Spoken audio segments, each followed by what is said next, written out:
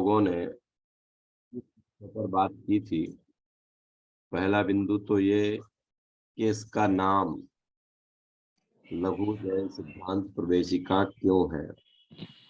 फिर उसके संकलनकर्ता कौन है और उनका जीवन कैसा रहा। फिर तीसरा हमने जो 90 नंबर का क्वेश्चन था उससे विषय को आरंभ किया था। अनेकांत किसे कहते हैं। इन तीन बिंदुओं पर हमने बात की थी। पहले हम आपसे इन तीनों बिंदुओं की चर्चा करते हैं, फिर इसके बाद आगे चर्चा को आगे बढ़ाएंगे। मोना जी, कल थी आप, बताएंगी लघु जैन सिद्धांत प्रवेशिका का क्या अर्थ है। मोना जी, रुचि जी, जो भी कल थे और अगर बताना चाहते हैं तो बताएं, अपन आगे बढ़ेंगे। फिर वीडियो जिनके ऑफ है वो लोग कृपया वीडियो ऑन करें सभी लोग।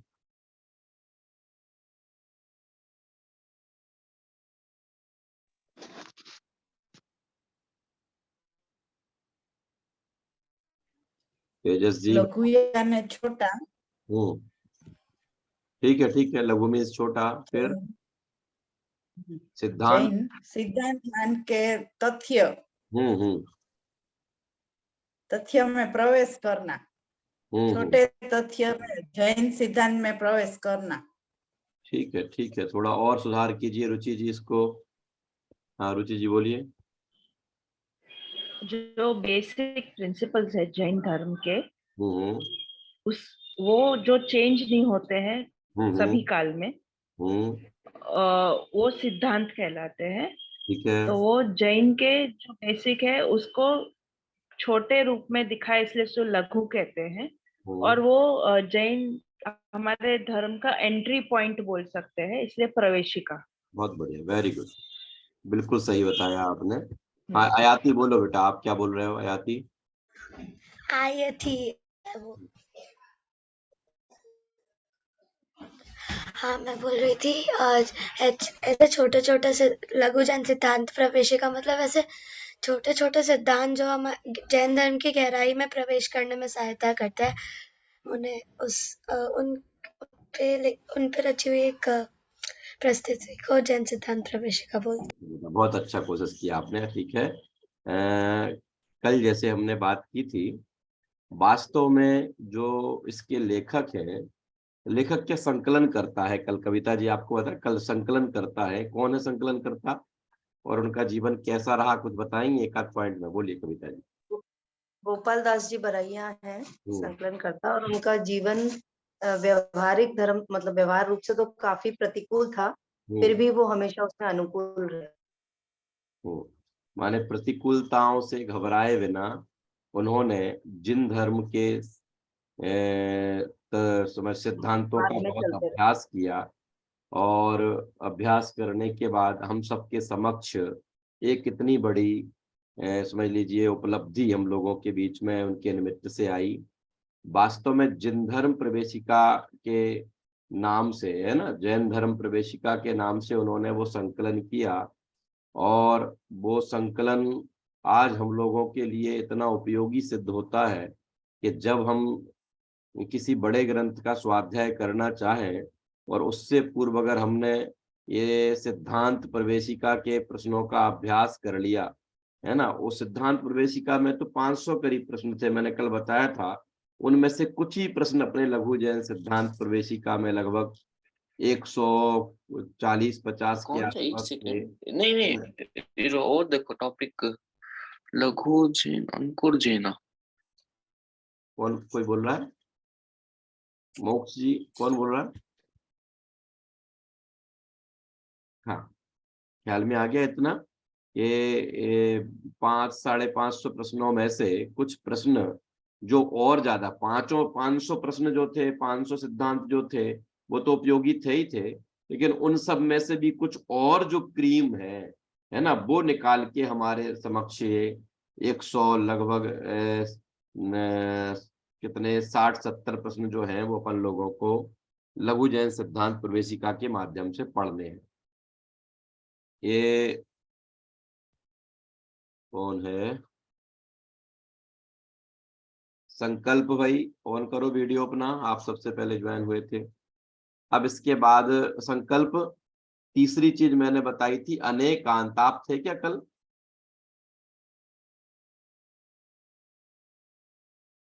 अद्वैत तो- आप बताओगे बेटा, अद्वैत भी तो था,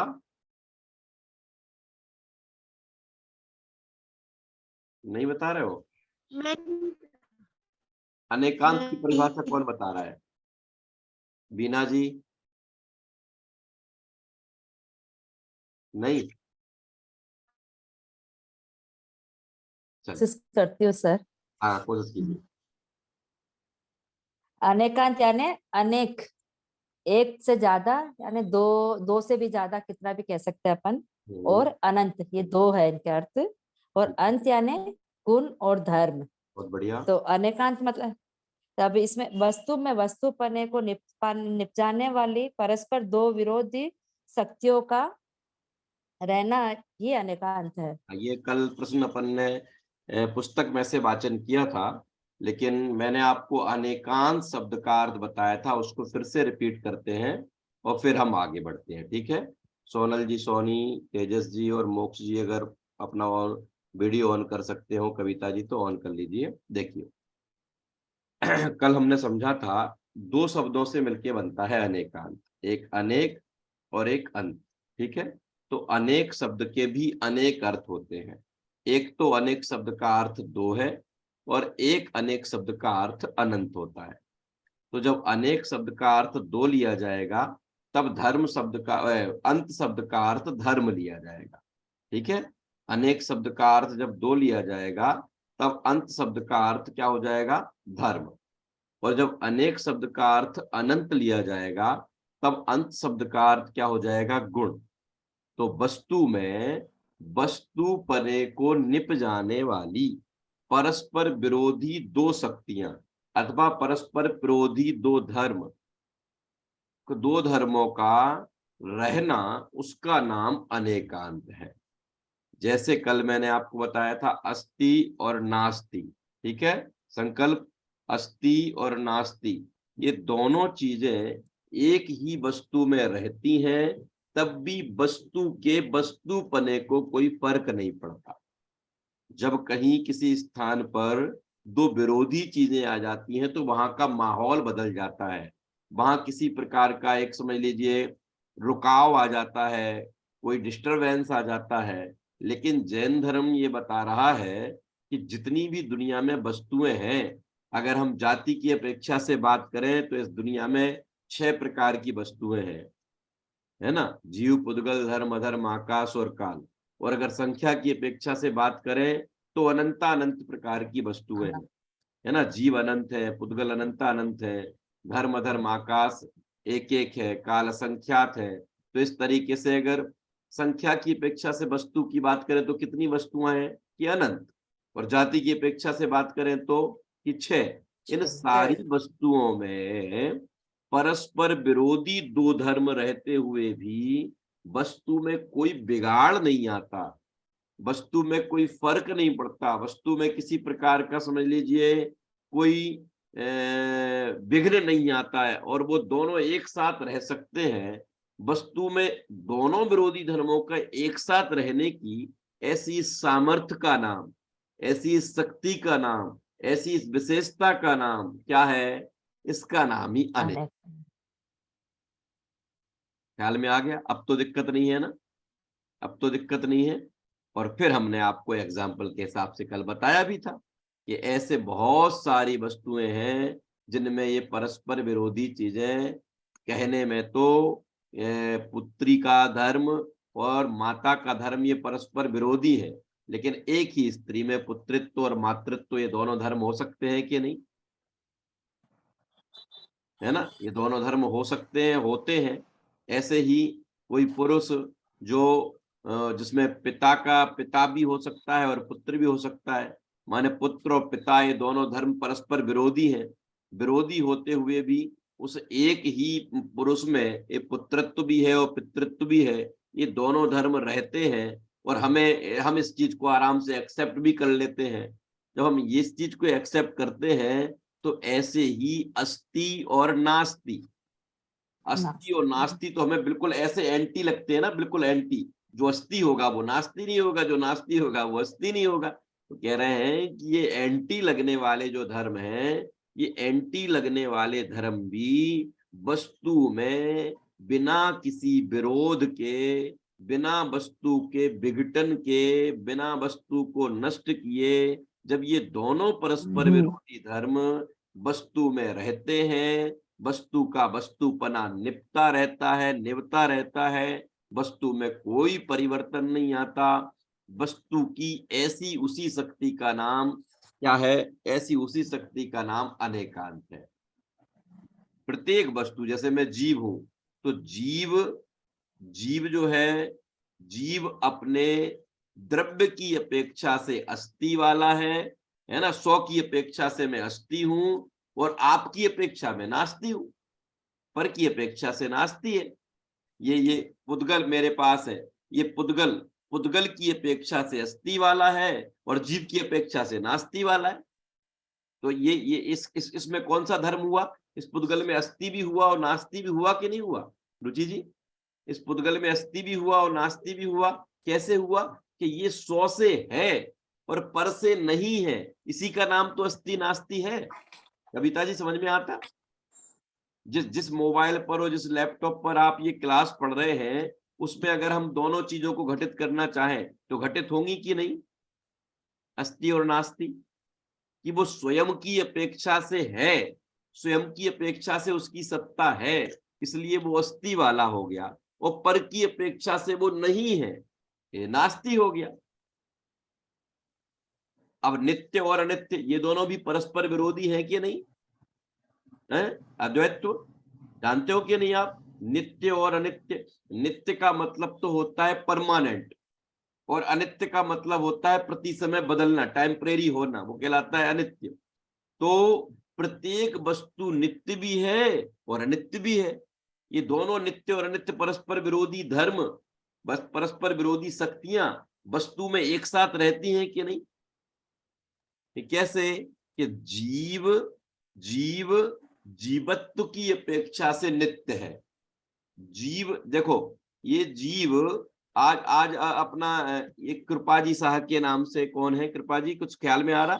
अपन जो आज है, अपन आज है, तो मेरा जीवत्व तो जब मैं यहाँ से मंद कसाय के परिणाम पूर्वक इस मनुष्य पर्याय को छोड़ूंगा और देव पर्याय में जाऊंगा, तो मेरे जीवत्व पे कोई फर्क पड़ेगा?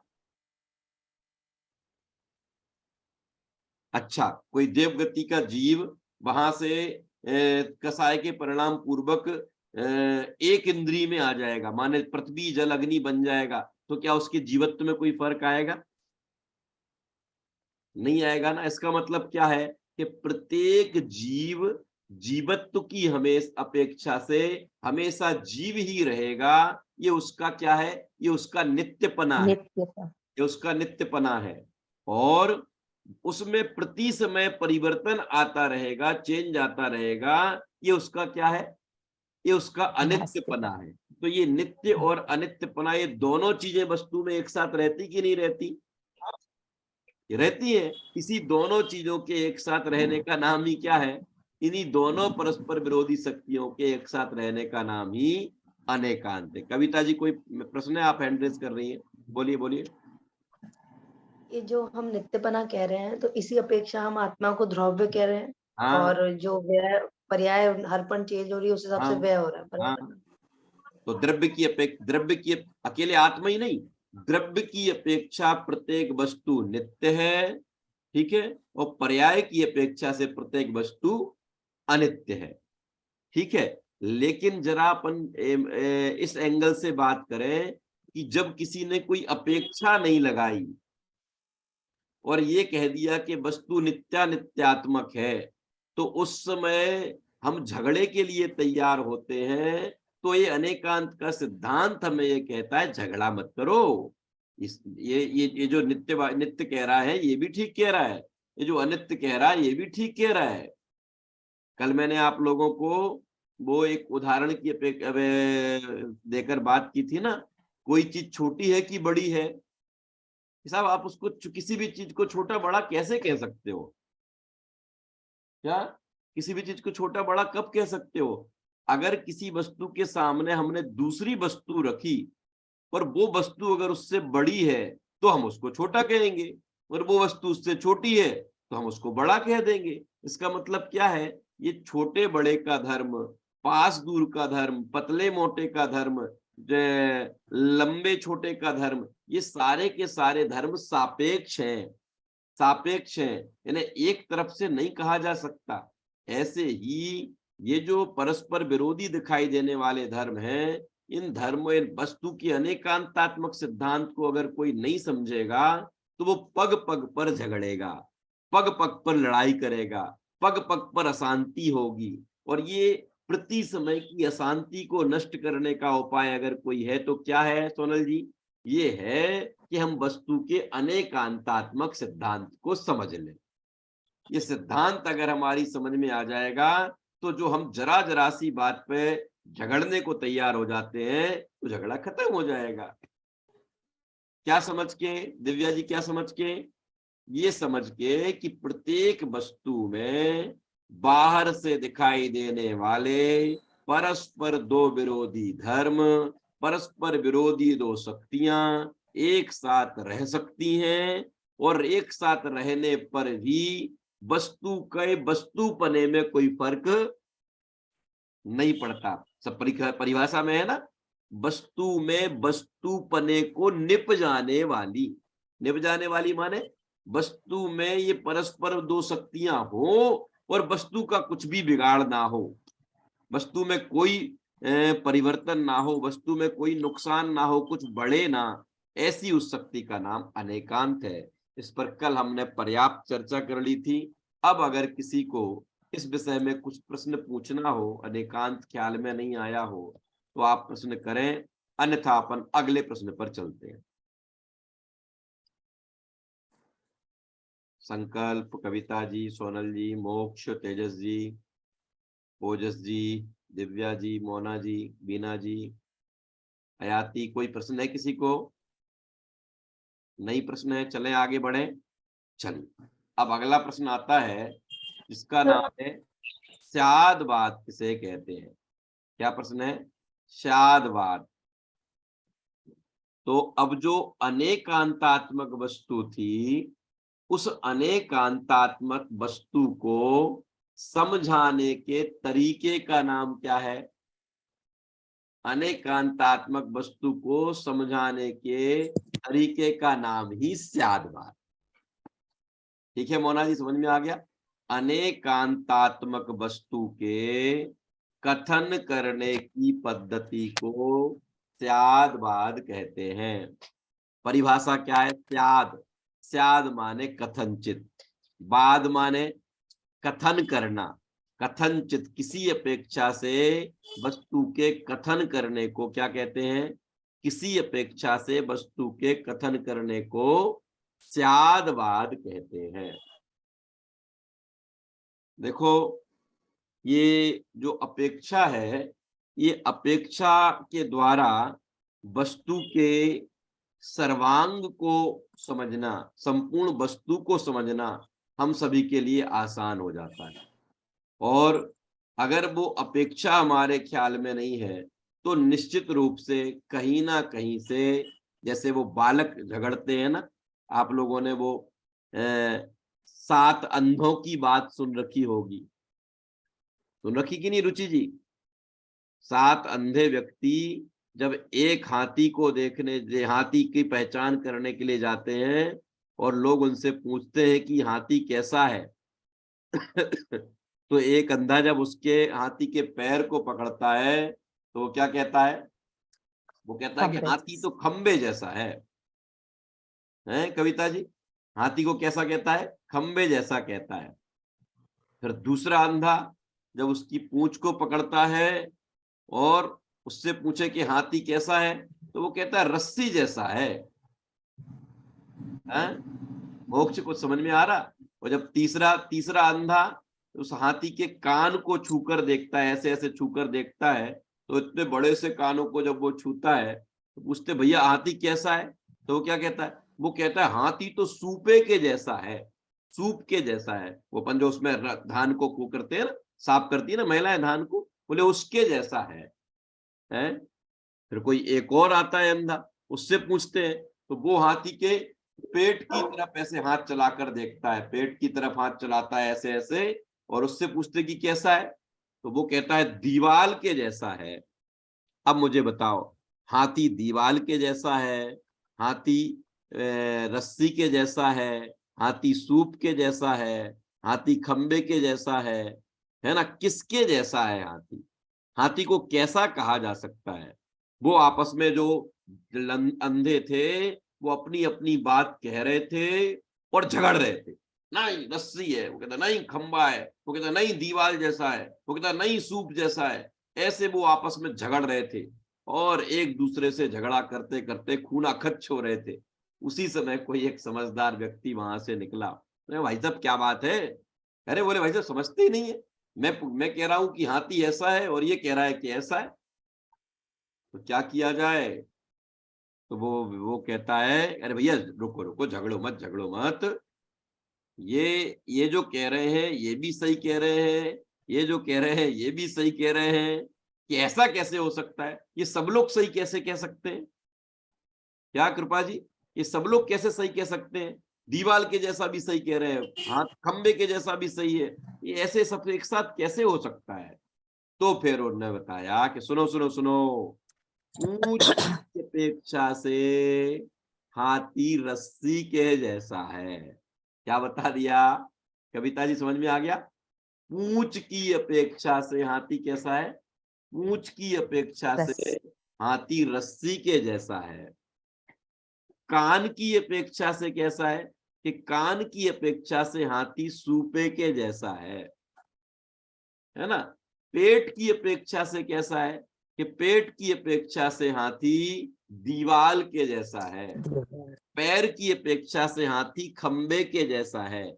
ऐसे किसी अपेक्षा से स्याद माने कथनचित, बाद माने कथन करना, कि हाथी कथनचित रस्सी जैसा है, हाथी कथनचित किसके जैसा है? हाथी कथनचित दीवाल के जैसा है, हाथी कथनचित सूप जैसा है। तेजस जी प्रश्न कर रहे हैं, आप बोलिए। जय जिनेन्द्र। नहीं सॉरी, प्रश्न नहीं, सिर्फ मैं ये बताना चाहता था, किसी को रेफरेंस के लिए चाहिए तो मैंने ये पिक्चर ग्रुप में डाला है, व्हाट्सएप ग्रुप में देख सकते हैं। बहुत बढ़िया बहुत बढ़िया। तेजस जी ने पिक्चर भी ग्रुप में डाला है, अगर किसी ने पहले नहीं देखा हो है ना, तो आप उसको देखना कि वो आपस में झगड़ा करते हैं और सामने वाला आके उनके सारे झगड़े को निपटाता है। क्या कह के? स्याद, स्याद कह के, कथनचित रस्सी जैसा है, कथनचित खंबे जैसा है, कथनचित दीवाल जैसा है। इस तरीके से एक वस्तु में तो परस्पर विरोधी धर्म है ना, परस्पर विरोधी दो शक्तियां हैं और अनंत गुण हैं। उन सारे अनंत गुणों को, परस्पर विरोधी धर्मों को एक साथ तो कह नहीं सकते, एक साथ कहना तो कठिन है। तो उनको किसी अपेक्षा से किसी समय में कथन करना, उसका नाम क्या? उसका नाम स्यादवाद है। ख्याल में आ गया? कविता जी ख्याल में आई बात क्या? अब जरा एक बात और सुनना। जो कल मैंने आपको उदाहरण दिया था उस वाले उदाहरण पे वापस आते हैं। कौन सा? ये जो राम है वो पिता भी है, पुत्र भी है ना, भाई भी है और पति भी है। कम से कम ये चार धर्म तो अपन को पता तुरंत ख्याल में आ ही रहे, और भी धर्म उनमें है। तो वो लव कुश के पिता है, ठीक है, ठीक है, और दशरथ के पुत्र हैं, सीता के पति हैं, और चौथा धर्म कौन सा बताया था? लक्ष्मण के भाई। लक्ष्मण के भाई भी है, भरत लक्ष्मण शत्रुघ्न के, इन सबके भाई भी है। अब ये जो चार धर्म दिखाई देते हैं, ये चार धर्म अगर राम में है, तो अब जरा डिवाइडेशन करें मोक्षपन। 25% वो पिता है, ठीक है, 25% वो भाई है, 25% पुत्र है और 25% पति है। ये चारों चीजें 25-25% है क्या?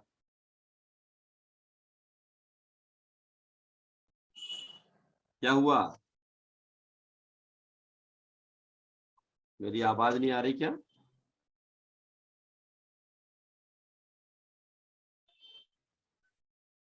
क्या हुआ कविता जी, बीना जी, ख्याल में आई क्या बात? मेरे प्रश्न समझ में आया क्या? सर आप हैंग हो गए थे, नेटवर्क जा रहा है। मैं रिपीट करता हूँ। देखिए, वो जो 4 धर्म मैंने बताए, वो 4 धर्म जो है, वो 4 धर्म माने कौन कौन से?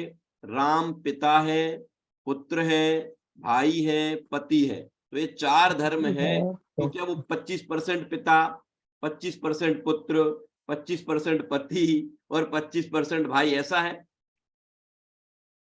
क्या है कि ये जो चारों चीजें हैं ना, ये चारों चीजें 100% है। वो भाई भी 100% है, पिता भी 100% है ना, पुत्र भी 100% है, पति भी 100% है। इसका मतलब ये नहीं कि शायद से हमने जब उसकी बात, किसी वस्तु के बारे में हमने अपेक्षा लगाकर बात की तो परसेंटेज में नहीं बढ़ जाती, परसेंटेज बढ़ती। वो कह रहे हैं कि वो भाई भी 100% है, वो पिता पुत्र भी 100% है। ऐसे ही जब वस्तु को किसी अपेक्षा से नित्य कहा और किसी अपेक्षा से अनित्य कहा, तो वस्तु 50% नित्य और 50% अनित्य ऐसा नहीं है। वस्तु द्रव्य की अपेक्षा से 100% नित्य है और वस्तु पर्याय की अपेक्षा से 100% अनित्य है। तो ये नित्य अनित्य जो परस्पर विरोधी धर्म है, ये दोनों धर्म 100% होते हैं, कोई कम नहीं होते हैं। हाथी के उदाहरण के द्वारा बताया कि वो अगर पूंछ की अपेक्षा से बात करेंगे ना, पूंछ की अपेक्षा से बात करेंगे तो पूरा हाथी रस्सी जैसा है। समझ में आता क्या नहीं? क्योंकि अपेक्षा बता दी ना, अपेक्षा। अब अगर हमने लव कुश की ओर से बात की तो लव कुश की ओर से राम केवल पिता ही है। भैया तो जी, बाकी सारे के सारे धर्म जो थे वो सारे धर्म हैं, लेकिन अभी उनकी बात नहीं कर रहे हैं, अभी वो सारे धर्म गौण हैं। और अगर सीता की अपेक्षा से बात करेंगे तो, कि सीता की अपेक्षा से बात करेंगे तो राम केवल पति ही है। पति है। दशरथ की अपेक्षा से बात करेंगे तो राम पुत्र ही हैं। समझ में आता बात कि नहीं? ऐसे ही अगर हम किसी वस्तु को कोई अपेक्षा लगाकर कथन कर देते हैं तो इसका मतलब ये कदापि नहीं है कि वस्तु परसेंटेज में बढ़ जाती है। परसेंटेज में नहीं बढ़ती, वस्तु में वो प्रत्येक धर्म 100% होते हैं, है ना। उस धर्म को समझाने के लिए हमें वो अपेक्षा का सहारा लेना पड़ता है। ऐसी उस अनेकांतात्मक वस्तु को कथन करने की पद्धति, कथन करने के तरीके को ही क्या कहते हैं? स्यादवाद कहते हैं।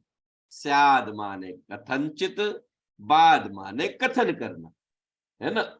वस्तु कथनचित नित्य है, वस्तु कथनचित अनित्य है, वस्तु कथनचित सामान्य है, वस्तु कथनचित विशेष है, वस्तु कथनचित अस्तित्व वाली है, वस्तु कथनचित नास्तित्व वाली है। अब जब वस्तु को अस्थि कह दिया, जब वस्तु को अस्थि कह दिया तो हमें फिर वहां अपेक्षा बतानी पड़ेगी। रुचि जी क्या बतानी पड़ेगी? कि द्रव्य की अपेक्षा से वस्तु अस्तित्व वाली है, अस्थि वाली है, और पर्याय स्व की अपेक्षा से वस्तु अस्थि वाली है और पर की अपेक्षा से नास्ति वाली।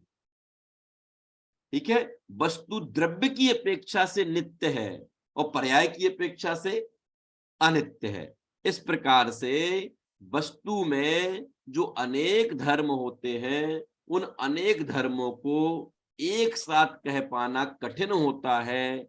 इसलिए उनको अपेक्षा लगाकर जब कथन किया जाता है, किसी अपेक्षा से कथनचित जब बात की जाती है, तब वह स्यादवाद कहलाता है। ऐसा अनेकांत और स्यादवाद, इस सिद्धांत को आप लोगों ने कई बार प्रवचन में सुना होगा, कई बार पढ़ा होगा कि जैन धर्म में एक अनेकांत और स्यादवाद होता है। ऐसे कई बड़े बड़े विद्वान हुए, जिन जैन धर्म को छोड़कर अन्य धर्मों के बड़े बड़े विद्वान हुए, और वो बड़े बड़े विद्वान स्यादवाद को सही तरीके से नहीं समझ पाए और उन्होंने कहा कि ये तो शायदवाद है। क्या? शायदवाद। कि नहीं नहीं भैया, शायदवाद अलग होता है, ये स्यादवाद है जिसका एक एक शब्द का स्पष्ट अर्थ है। स्याद का मतलब होता है कथनचित, वाद का मतलब होता है कथन करना, वस्तु को किसी अपेक्षा से कथन करना, उसका नाम स्यादवाद होता है। अतः अगर कोई स्यादवाद को ना समझे और वो शायदवाद कहने लग जाए तो उसे बताना कि भैया स्यादवाद शायदवाद नहीं है। स्यादवाद तो जैन धर्म का एक ऐसा समझ लीजिए सिद्धांत है जिसके द्वारा पूरी की पूरी वस्तु को समझा जा सकता है। वस्तु को समझने के लिए स्यादवाद का हमें सहारा लेना पड़ता है। इसके सहारे से हम पूरी वस्तु के विषय में जान पाते हैं, है ना। तो ये प्रत्येक वस्तु में, अब अगर आपसे एक प्रश्न पूछा जाए, क्या प्रश्न पूछा जाए तेजस जी, कि अनेकांत और स्यादवाद में क्या संबंध है? अनेकांत और स्यादवाद में, हाँ रुचि जी बता रही, बताइए। अनेकांत को समझाने के लिए स्यादवाद हाँ तो यूज होता है। ठीक है। अनेकांत का कथनचित समझाने के लिए स्यादवाद का सहारा लिया जाता है। ठीक है, अब इसको थोड़ा शास्त्रीय भाषा में मैं शब्द देता हूं, आप लोग याद कर लेना। शास्त्रीय भाषा का शब्द है प्रतिपाद्य प्रतिपादक। प्रतिपाद्य प्रतिपादक माने अनेकांत को, अनेकांतात्मक वस्तु को समझाने के लिए किसका सहारा लेते हैं? स्यादवाद का सहारा लेते हैं। तो अनेकांत तो हो गया प्रतिपाद्य और स्यादवाद हो गया प्रतिपादक, बताने वाला। ठीक है, जिसको समझना है वो अनेकांत और जिसके द्वारा समझा जा रहा है वो कौन? वो स्यादवाद। इस तरीके से आज हम, अब हमारी लगभग 2-2.5 मिनट में क्लास पूरी हो जाएगी। अभी जो आपकी क्लासेस चल रही हैं वो 40 मिनट की ही चलेंगी, अगले सप्ताह से शायद 1 घंटे की हो जाएगी। अब कल और आज के विषय में अगर किसी को कोई प्रश्न पूछना हो तो वो प्रश्न पूछ सकते हैं। 2 मिनट का समय हमारे पास बाकी है, अन्यथा जब अगली कक्षा होगी तब मैं आप लोगों से ये दोनों प्रश्न पूछूंगा। अनेकांत और स्यादवाद, कैसे वस्तु में अनेकांत होता है, क्या स्यादवाद क्या कहलाता है। आप किसी उदाहरण के द्वारा अपने अपने अलग अलग उदाहरण सोचने की कोशिश करना, है ना। कहाँ उदाहरण लग सकता है वो आप लोग, फिर आप लोगों से मैं पूछूंगा। अभी कविता जी कुछ कह रही है, बोलिए कविता जी। सर नॉर्मल जो डेली लाइफ में भी हम सबके अपने अपने अलग अलग कॉन्सेप्ट्स या व्यूज होते हैं, तो वो भी ये स्यादवाद ही हो गया। हाँ, जैसे देखो आप लोगों ने सबसे ज्यादा सुना होगा सकारात्मक और नकारात्मक सोच के लिए बहुत सारे लोग वो खाली गिलास का उदाहरण देते हैं, है ना। बोले आधा गिलास भरा है और आधा गिलास खाली है, कि साहब आप भी सही हैं और आप भी सही है। कैसे? कि आपने उसका भरा वाला पक्ष देखा और आपने उसका खाली वाला पक्ष देखा।